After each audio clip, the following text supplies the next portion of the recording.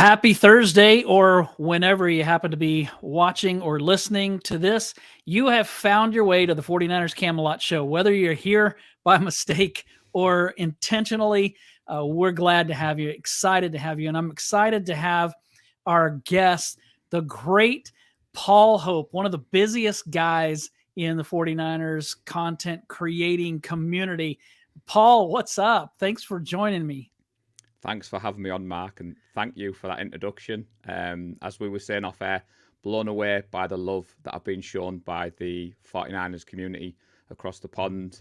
As the viewers watching have picked up, I'm in the northeast of England. I support a team 5,000 miles away, and everyone's always amazed, Mark, to hear my story and my journey.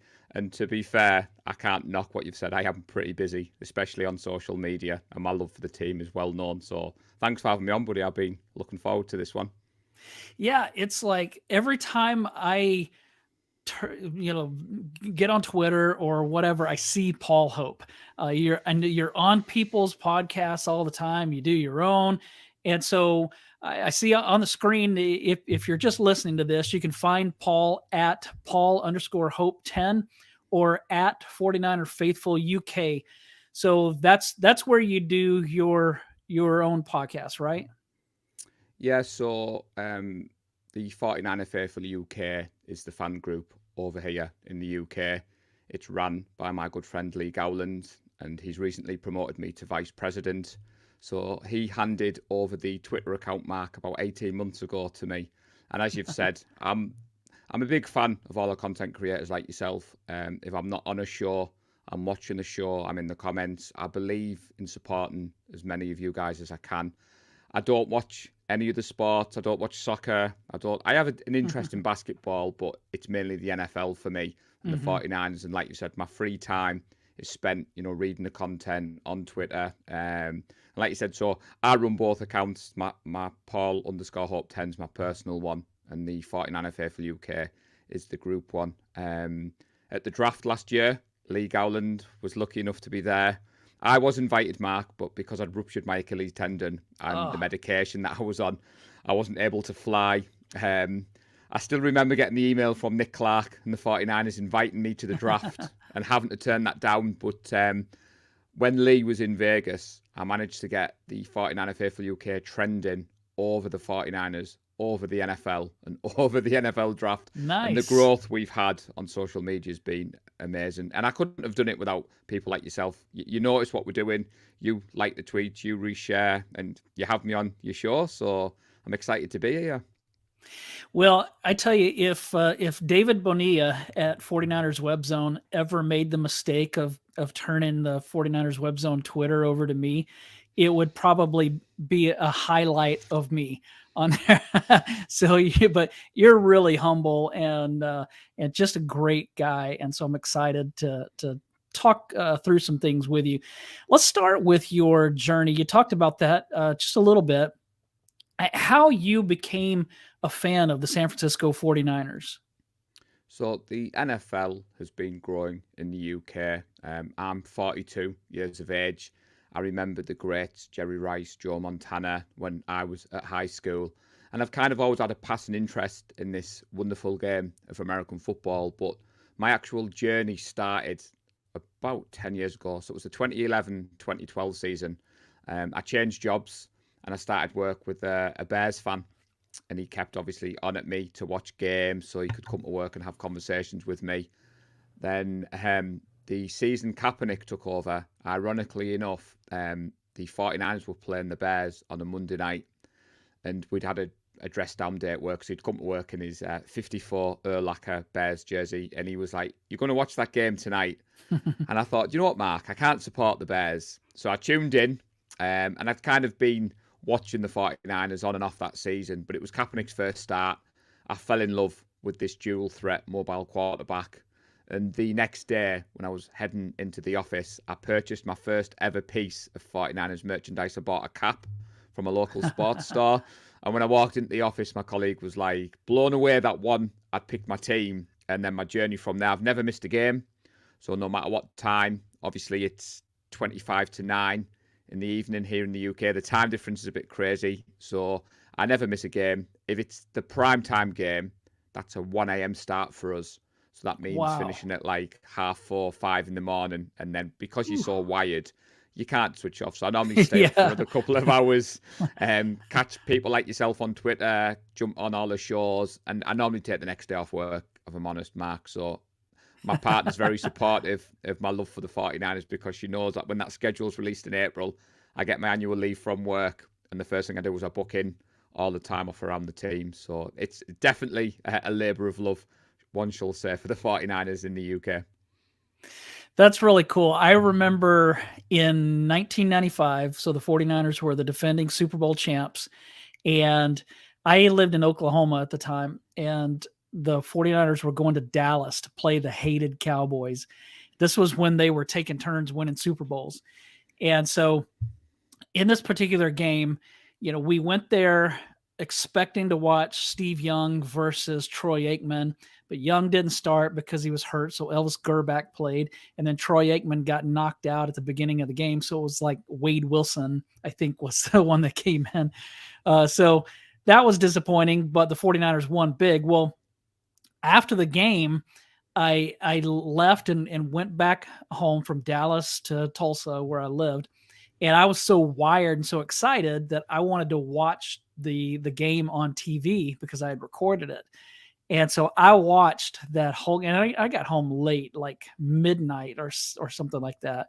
And I watched that whole thing, and then had to get up at like 6:30 to go to work. So that was kind of dumb, but I get that feeling, and I don't live as far as you, but I don't live in the Bay Area. So I've always lived in the South.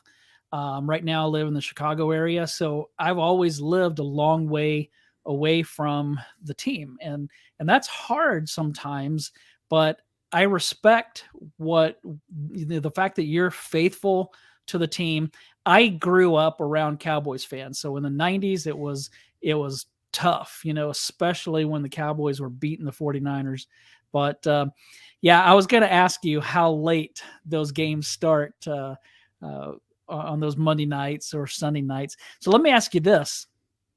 If by chance the 49ers are playing in London this year, which is very possible, are you going to show up the day of the game, or are you going, as soon as the schedule comes out, are you going to go ahead and just go to the stadium and pitch a tent then? So when we were talking about my journey, the 49ers came to London the next year after I'd started to support them, played the Jags at Wembley 2013. But at the time, due to financial constraints, family matters, I decided not to go, Mark. I'd only been following the sport, and I thought, they'll be back. And they've never come back. And it's Hmm. been one of my biggest regrets of my life, especially now that I've fully immersed myself in the team. The year we lost the Super Bowl to the Ravens, I found myself arguing with a bunch of strangers on the street in the northeast of England next day because I had my Niners hat on and some guys were heckling me. But Oh my good man. my good lady Tracy, we met later in life, Mark. So I met Tracy in 2018. And when you meet later in life, you talk about, hopes and dreams. And she very quickly understood that it's my passion. I've never been to Levi's yet. That's on the bucket list. But early doors, she was told if the Niners come back to London, the schedule's getting cleared and I will be there. So we've got a good working relationship with Nick Clark.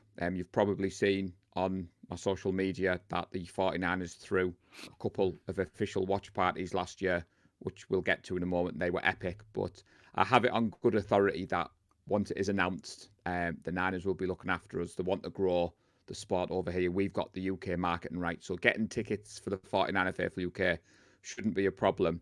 The biggest excitement will be finding out when the team come over and I have to make the decision, Mark, do I come down to London for the week that the team's over? Given that I'm in the content creating game, we do the podcasts. I mean, I live in Middlesbrough, which is about 5-6 hours drive away from London, which is obviously the capital. But I will definitely be there, Mark, 100%, and I can't wait. We've got our fingers crossed that we play the Jags as the road team, because that would mean it's at Wembley Stadium again, which I believe is slightly better for the transport links and everything else. The Tottenham Hotspur Stadium, get my words out, was custom built for the NFL, but the surrounding Hmm. area isn't as great as what Wembley is. And I think that atmosphere has been the road team, but I have every confidence that be red and gold would take over if that gets announced. That would be so cool. I hope that that happens, if for no other reason for you, because I hope that you get to experience that. I've never been to a 49ers home game. I've only been on the road when they've played. And the last one that I went to was in 2017 in Indianapolis.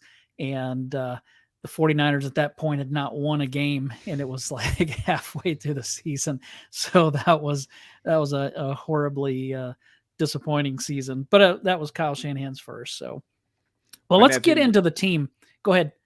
I was just about to say, you asked about time difference. So before we get into the team, whenever I hear the name Brian Hoyer, I instantly get flashbacks to, can you remember we played the Rams on a Monday night at Levi's and I think it finished 45-41, or it was a high scoring game. But Mm-hmm. if you think back, Hoyer threw a pick six in the first 7 seconds and it was really late in the UK. And I remember texting my good friend Lee Gowland saying, we're not going to win this game, are we? We've waited up 7 seconds in. And it's just to show that the 49er fans in the UK, we've been there through thick and thin. It isn't just because Shanahan's took over and we've come back. I suffered Yeah. the Jim Tomsula years. I suffered the Chip Kelly years. And like you said, when you sent over the schedule for today, when you look at our team now, Mark, compared to where it was when Carl first took over, I think it's why me and you were both sat here smiling. Yeah, and that's why I think that you guys are so faithful to the team, because like we get here and I'm on Central Time, so if they play on a Monday night, I I'm getting to bed at a decent hour. But you're coming in late, and so that really takes a lot of commitment, and I applaud that. But yeah, let's get into the team, because I want to talk about things that are going on in the off season. See what you think about that. The 49ers have lost several free agents so far. Which ones do you think have hurt the team the most? So this is a very good question. When you sent this through, and you look at who we've lost, and you think, I know you have to prepare yourself in the NFL with the salary cap. You can't pay everybody. I don't know if you saw on Twitter that argument about would you trade Bosa for Lamar, and you get into the logistics of the contract, and you think it's not happening. But out of all the ones that we've lost, the one I'm going to hang my hat on at the moment is Ridgeway. I think he was really good last year in that Yeah. defensive line. We did really well at rotating them around, and no surprise to me that he's followed. He's gone down to the Texans, but people might think it's a strange one given that we signed Hargrave, which, to be fair, I did not expect us to take the top free Yeah. agent off the ESPN's top 100. But for me, I think we've shown that the way we do business, markets, we're not going to mortgage the future. We're not going to do what the Rams do. I think we would have liked Ridgeway to stay, but we've got a price similar to what we did with Tomlinson last year. We gave him our offer. He went and got paid more at the Jets. So for me, I think Ridgeway. I mean, I am confident that T.Y. McGill or you say Kinlaw, he's still on the team. I know that the jury's still out, but for me, I think given how he played last year, I think for me the other ones that we lost could be well replaced, if that makes sense. Mm-hmm. Yeah, I'm actually more confident in Kevin Givens than I am Javon Kinlaw. I just don't. I don't have very much confidence in him. Hassan Ridgeway, that's an interesting pick, and you could be onto something there. I don't think that he's going to be quite as big of a loss as DJ Jones was the year before, but the depth of that defensive line is really important, and he was a good depth piece, and so yeah, that's a good choice. And I like that you didn't go with Jimmy Ward or Emmanuel Mosley. Those are the obvious ones. Those are easy. But yeah, good. That was a good call. So what about which free agent signing do you think is going to help the most? If if we're talking who hurts the most to lose, then who helps the most to gain? I mean, I may have given it away, but I already mentioned his name. We went live on the Monday night in the 49 FF UK when free agency broke, and we didn't expect to be sat there, Mark, talking about Hargraves. I mean, the NFC Championship game is still raw for all of us. We had an official watch party, so I was with about 200 UK faithful the Hmm. second Purdy got injured. But Wow. you can't take anything away from the way the Eagles played that day. And I think the fact that our defensive line is our strength, the fact that we've got Armstead, we've got Bosa, but we've gone and we've immediately weakened the Eagles. And I know as 49ers fans, and I'm probably one of the biggest fans you'll meet, I am very biased with my red and gold tinted glasses, but I was very pleased to see Jason Kelsey come out recently on his podcast and say what a signing it'll be for the 49ers, how much Hargreave is a great player, he'll add to that locker room. And I think for me, like you said, I don't think Ridgeway is going to be the loss as an immediate starter. It was more the depth, like you've said, and I didn't want to go down the obvious route. I thought I'd try and be a little bit different for you, but I think Yeah. I think for me it seems the obvious one. He's the biggest splash in free agency. Yeah. It's the one that we all wanted the team to take, and I'm excited to see him. That 93 in beside Armstead, in beside Bosa, and I think it just adds a scary dimension to an already scary front seven. Do you like Isaiah Oliver? That choice looks like he might be the slot or the nickel corner. So I'm kind of going to give an answer to one of your questions away. So as I've Okay. said, my good friend Lee Gowland was lucky enough to be in Vegas last year for the draft, and he announced the Sammy Womack pick. So you'll have probably Ah. seen on Twitter that Samuel Womack is a firm favourite of the UK faithful. There's 26 jerseys already on this side of the pond, so we have high hopes for our 26 to maybe take that role. But with regards to the signing of Oliver, I thought it was solid. I didn't think it was splashy. I didn't Hmm. think it was the most exciting of signings. But when I've gone and watched the game tape and I've done the reading, and maybe shouldn't share this, but each watch party we had last year, Mark, the 49ers lost. And Oh. Oliver was one of them reasons when when we Yeah. signed him, I immediately remembered the interception against Jimmy because I was stood with a lot of Niners fans and the groans went around. But I think he's a good piece. I think he probably will edge out Warmack at the moment as it stands at the start of the season. But yeah, I was quite pleased with the signing, to be honest. I know I've seen a bit of mixed reviews on social media, but for me, I think he's going to be a good depth piece. Yeah, I think he's a good signing, but I'm also high on Womack as well. So give me your thoughts on when they signed Sam Darnold. My initial thought was he's clearly QB3, but then I've been hearing uh, people in the 49ers community, and I'm not talking I'm not talking just fans like us who create content, but even some media people who are saying he's going to end up playing ahead of Trey Lance. I still don't believe that. But what did you think about that signing when it happened? And what do you think about it now? Because again, when did John Lynch speak last that was at the combine, wasn't it? And he did not sound to me like he was really endorsing Trey Lance. I asked Matt Barrows about that, if I was overreacting to that, to the thinking that John Lynch was already saying that Trey Lance, like, because he said something like, Brock Purdy showed what he could do when he took the opportunity and ran with it, and we're just going to have to try and get Trey Lance some reps. And, and to me, that was a big statement. Matt said that he thought that I probably was overreacting to it, but what are you thinking about the quarterback in position, especially with Sam Darnold coming in? Well, first of all, I don't believe you were overreacting. So, Jason Aponte, Brad Graham, Steph Sanchez, they were all at the combine, and on their shows the days after, they were saying the vibe they got is it was Brock Purdy's team, and obviously it was Jason that managed to ask John about the quarterback question. And you're right, I don't think he came across very confident. Non 49ers fans on this side of the pond have taken great delight in winding me up about the Darnold signing, what it means for Trey Lance. I think there's a lot of hate for Trey Lance from non 49ers fans purely because of what we gave up to get him. Mm-hmm. And you think back to this time last year, we wanted Trey to attack OTAs, which he did. The team put him in at training camp.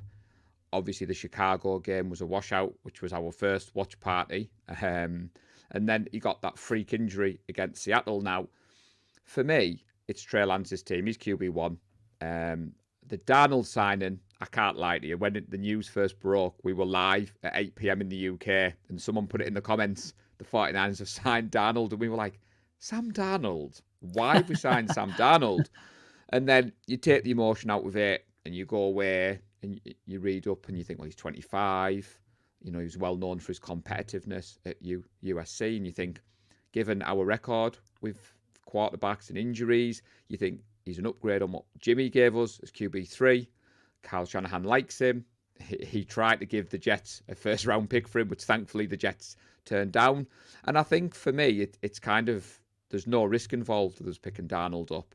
I was quite high on Mariota. I know Larry Kruger and a few others were.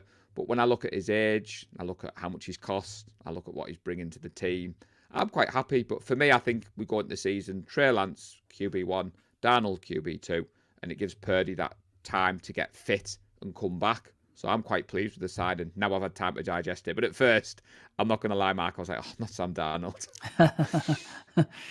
So I heard Jake Delhomme on KNBR last week, and he actually had Tommy John surgery late in his career, and he said that he was ready to play in 6 months. So what he said is that he started throwing a Nerf football after 4 months, and then in 2 months he was cleared to play. Now, that's different from what we've heard all along, that the Tommy John surgery would have been much longer, 9 months, maybe a year. And so he was saying that he thinks, based on his situation and based on the fact that Brock Purdy did not have Tommy John, that he thinks that Purdy would be ready for week 1, which would be stunning to me. I don't see how that would be possible. But let's say that Brock Purdy misses September. Let's say that he's out for 4 weeks, and then he returns, but the 49ers have been winning. Trey Lance is playing well. You called Trey Lance QB1 just a minute ago. So do you think that Purdy gets his job back if Trey Lance is playing really well? Or do you think that Trey is the guy moving forward at that point? I think the good thing for 49ers and 49ers fans is we're in a win now mode. We're in that win now window. And I think in that scenario, if the 49ers are playing well, if we're winning, I can't see how they would rush Brock Purdy back in there. It's a great problem to have, isn't it? You think if Trey Lance is steering the ship and we're winning, and then a healthy Brock Purdy comes back, because as George Kittle said, who can say it better than me, Purdy's never lost in the NFL. So how can he lose his job? But I feel like I've come full circle in my fandom, because when Kaepernick got the starting job, a lot of people thought it wasn't right that Alex Smith came back from the concussion and didn't get his job back. And I think Kyle Shanahan basically wants to win. We all want to win. But it's not as if like Justin Fields and the Bears last year, he was their only offense. Lamar at the Ravens, where I think Trey Lance, the problem I've got, Mark, is I think Trey's on a tight leash. I think if we start the season slow, which we traditionally do, if we're not winning, and then if Purdy is kind of in the background, and like you said, the reports are he's training well, I just don't want to see the team rush Purdy back. Because worst case scenario is Trey struggles, Purdy comes in too soon, gets injured again, and then I'm getting a bit kind of PTSD from all this quarterback talk. When we traded for Trey, we all thought as content creators that we had the future sorted. But I would like to see Trey come in and do well. I'd like to see the team give him the chance, because he hasn't been given the chance, Mark. Obviously, the injury he had last year was a freak injury. But the Tommy John surgery, I'd never heard of that prior to Brock getting injured. And I've Googled that. I've read up on it. I've searched it up. So I think the positive news is he didn't need the Tommy John. But not that I'm comparing myself to an elite athlete, but this time last year, I'd ruptured my Achilles tendon. First serious injury I'd ever had. The doctors told me I was going to be a year before I could even think about running again, before I could put any weight on it properly. Wow. And I went back to amateur sport in September. I attacked my rehab. I did everything I was told to do. And I think Brock Purdy's competitiveness, we may need to protect him from that, because I think if he's being told 6 months, I think he's going to try and do everything in his power to break that 6 months, but we just need to be careful with him, in my opinion. Yeah, and I'm kind of with you. You know, our heads are always spinning having to talk about the quarterbacks. In the last two off seasons, this one and last year, we've had to talk about receivers more than we wanted to with Deebo Samuel and his comments last year. Did you see what Brandon Ayuk said or what he tweeted? He wrote 1K as the fourth option in a run first offense. I'm as real as it gets. I'm ready to stand on business every time. So he's talking about 1,000 yards receiving as the fourth option in a run first offense. And yes, they are built on the running game, but the 49ers actually threw the ball more this past season than they ran the ball. So I don't know if they're still I think with Jimmy, they're run first. With Trey, they're probably run first. With Brock, they might be throw first, but that doesn't matter. He probably is the fourth option, but he might be if I was calling the plays, I might have him as the first option because I think he's that good. But what did you think about his comment? Nothing to it, just another player writing something that probably means nothing, or do you think that there might be something to this? I don't think it means nothing. So I run the social media for the 49er Faithful UK. Like you've said, I'm very busy. I'm always on there. And I think the generation, I have teenage daughters, and my teenage daughter's always the 16-year-old. She's always scrubbing her Instagram, then putting the pictures back on. And this time last year when I was getting asked about Deebo, and I was like, it's a negotiation tactic. It's what to do. Some people don't like it. I know Stefan Diggs has just done it. He scrubbed the bills off his Instagram, and people think, "Oh, grow up."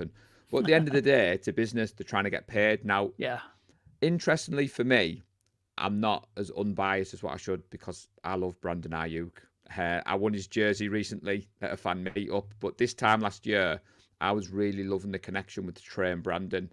And when we do our season preview, I was very bold and I called the 1,000 yards. I said that he was going to be our number one receiver. Now, I don't think he's our best attacking player. Obviously, we've got CMC now. You've got Deebo, you've got Kittle. But I think as a true receiver, I think Brandon Ayuk has shown he's number one. And I agree with you. I think the fourth choice could be taken that he's looking at CMC, he's looking at Deebo, he's looking at Kittle. It doesn't necessarily mean we're a run heavy team because I've said that to non-49ers fans. When you go back to when Jimmy came in, we passed the ball a lot more. It was as if Kyle Shanahan realised he had to change his philosophy because teams were stacking the box. Yeah. I think Brandon Ayuk, if you asked him, Mark, he wants to get paid. But it's not what the 49ers do. We don't pay players at this time. Look back to Deebo, and everyone kept saying, "Oh, we're going to trade him before the draft." And it was, chill out. It's going to be done at training camp. It's the same with Bosa. I'm not worried about Nick Bosa. I'm not worried about the reports I've seen tonight before we've come live that, our salary cap's really low, how we're going to afford the draft class. And I think the team's being consistent with what they do. I would be devastated to see Ayuk traded. I don't think it's something we will do, but I don't think he gets the deal that he wants at this stage of the season anyway. Yeah, I would agree, and I think that he's a huge part of this offense. The guy is smooth, and he's a filthy route runner, and so I'd like to see him get him the ball down the field a little bit more because I think that he's really good. So here's the big question, the most important question that I'm going to ask you today. Are the 49ers better right now than they were before the NFC Championship game started? Personally, I'm always known as Mr. Optimistic, glass half full. So when I saw your question come through, I thought you might groan because for me, we are.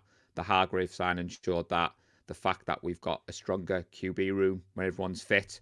Now, I'm not going to knock Jimmy too much. I bought into the hype. I bought a Jimmy jersey. I wanted him to be the QB. But if you take that element, if you look at some of the pieces we've added, Hartfield, Oliver, you look at the draft capital that we've got, you look at the fact that I'm quite excited for Wilkes. I loved Ryan's. But I think the fact that we've kept the coaching staff around them. So personally, I think the team's looking good. Now, I'm not saying other teams in the AFC haven't made moves. The Lions have really surprised me. I actually have a friend who's a Lions fan, and he's been long suffering, and he's very optimistic, and some of the key pieces they've picked up. But personally, I think the fact that we've strengthened in a position of need, I look at our roster, and I think people forget we've still got CMC, we've still got Kittle, we've still got Ayuk, we've still got Debo, and there's others that I could throw in there. But for me personally, Mark, I think we are as strong as what we could be, and I'm expecting a push for the playoffs next year. Obviously, health is key. The draft's coming up. We've got a few pieces to tie in. I'm not saying we're a complete roster by any stretch of imagination, but I do think we're in a good position. And I think there's 31 other teams out there looking at what we're doing. And I think we're definitely going to be on that list of contenders when the season starts. Yeah, I agree for the most part. I'm not quite ready to say that the 49ers are better right now than they were going into the NFC Championship game. And obviously, I say going into that because Brock Purdy was healthy. Um, so to me, his injury is a really big factor. And the fact that they've lost a lot of free agents, that concerns me. But with Javon Hargrave coming in, that makes this defensive line much better than it was before the NFC Championship game. It makes it better. It makes Philly's defensive line worse. It makes the 49ers defense better. And I think that this defense is going to terrorize quarterbacks this coming year because Steve Wilks is aggressive. And I think that with that defensive line, with Bosa, Armstead, Hargrave, maybe Drake Jackson turns out to be who we all hope that he's going to be. With just those four guys right there, I think that they're going to put a lot of pressure on quarterbacks. So I think that they're going to be really good. Is there anything else this offseason that you're wanting to see them do, whether it's free agency or a specific position in the draft that you want them to address? I still think we could do with an edge. I like Drake Jackson. I think the Ferrell that we picked up from the Raiders, I think they've got in mind that he might be a two-down player and then Jackson might come in. I'm excited, like you said, Wilkes being aggressive. I think he's going to utilise Hufanga in the blitzing a lot more, which I think will play it with strengths. We know Hufanga likes to be aggressive and likes to be a bit of a ball hawk. The offensive line, the lad from the Giants, his name escapes me. I think he's a plug-in for Brunskill. I like the fact that we signed Brendel back. I know a few people they were on the fence. If Brendel went, then we'd have to look at another centre. But I quite like that we've got continuity at that position, which we haven't had. If you look back, if Brendel had gone, we'd be looking at yet another centre.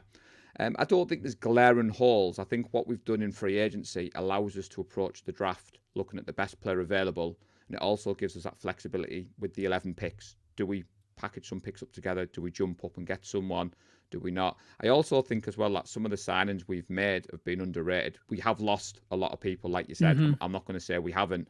But when you look around at some of the other teams in the league and you think, you look at the Eagles, not only have they lost players, but they've lost a huge part of their coaching staff as well. So you could argue the Eagles are a lot worse than they were.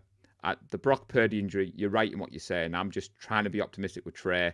I'm trying to be optimistic with the QB room. But I'm looking forward to the draft. I don't have any draft crushes for you because the college football on a Saturday night's my family night. So my good lady was like, there's no way you're watching football on a Saturday. So what I do, Mark, when free agency starts, I immerse myself in the content creators, the articles that come out, and I start to read up on these prospects. But last year, I fell in love with far too many that we had no chance of getting. And because we're not due to pick until the third round, I'm trying to stay away from that. But we'll be doing a few mock drafts on the 49er Faithful UK. We use the PFF simulator for that. And I'm just excited to see what the team do. We also like to pick up players after the compensatory period has ended. We like those picks. So at the moment, I think the teams have reached out to players, but we're very strict, aren't we, Mark, with our budget. This is what we want to give you.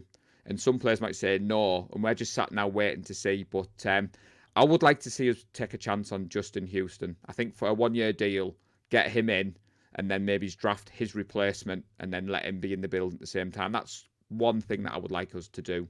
How about you? Is there anything you want us to do that I haven't mentioned? Definitely edge. That would be the biggest thing. I think depth along the defensive line, period. would be good. I'd like to see more depth along the offensive line. To me, I was hoping that Colton McKivitz wouldn't be the guy that they would upgrade at right tackle, but they right now it seems like they're pretty content. But I think you made a good point in the fact that they a lot of times they'll wait till that period so that they don't miss out on getting compensatory picks the following year. And so, yeah, later this off season, they very well could grab some guys for sure. One more question. You mentioned Talanoa Hufanga.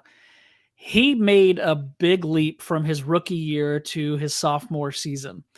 Is there any young player, whether it's a second year guy or a third year guy, anybody that you kind of see making a big leap in 2023?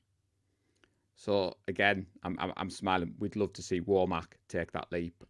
We were impressed with how he came into the team last year. Those picks against Green Bay were unbelievable in the preseason game. If this is going to be Trey's team, I would like to see Danny Gray. I was quite high on him last year with that speed threat that he had. So they would be the two that I'm looking out for, Mark, Danny Gray and Warmack. Like I said, selfishly for Warmack, if he becomes half the player League Owland thinks he's going to be, because we've seen that draft announcement video far too many times, which, to be fair to Lee, Mark, I would have that on loop on my social media because we were blown away that he got the opportunity. But I think he needs to grab that opportunity with the departures that we've had in free agency. I think this is his time. And I think if he doesn't grasp that opportunity, then we may not see the best of him. But Warmack is the one that I'm expecting to see a big leap this year. That's a great choice. And you mentioned Danny Gray. That would be another one. So great job, Paul. Thanks. You can follow Paul at Paul_Hope10 or at 49er Faithful UK. That's not 49ers Faithful. It's 49er Faithful UK.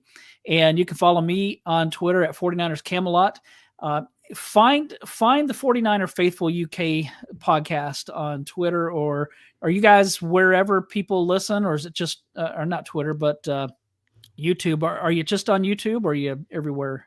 So the 49er Faithful UK podcast is where you get all your podcasts from Apple Podcasts, Podbean, but we've just dipped our toe into the market of YouTube. So we have a weekly Tuesday show. So you'll have to correct me with the time. So it's 8 p.m. UK on a Tuesday, which is 12 noon Pacific, 3 p.m. Not all the way around, sorry. It would be 3 p.m. and then 1 p.m. Pacific. So the reason we went with that time is we're trying to give the UK market a bit of a taste of what the content creators do, because not everybody absorbs as much content as I do. So myself and Nick Ludlam do the 49er Faithful UK live, but the podcast, at the moment, it's a bit quiet, Mark, because in season we do a preview before the game, and then we do a review after the game. Wow. We were also lucky enough to host the 49ers Live Supporters Club event for the 49ers last year. So that was something pretty awesome that the 49ers trusted 4 chaps from the UK to run their podcast. Obviously, the likes of Brad Graham and Wayne Breezy have hosted multiple ones. But if anyone's in doubt, just hit me up, Mark. I always tweet the links out. I always say where we can get the podcast from. And I do appreciate you promoting our content there. It is much appreciated. And go follow Mark, hit the like button, turn on those notifications because your articles are awesome, but we want to get your content out there to more people, Mark. I appreciate it. It's been a pleasure, Paul. I appreciate you coming on, and it's always fun to talk to you. Y'all go follow Paul. Go follow the 49er Faithful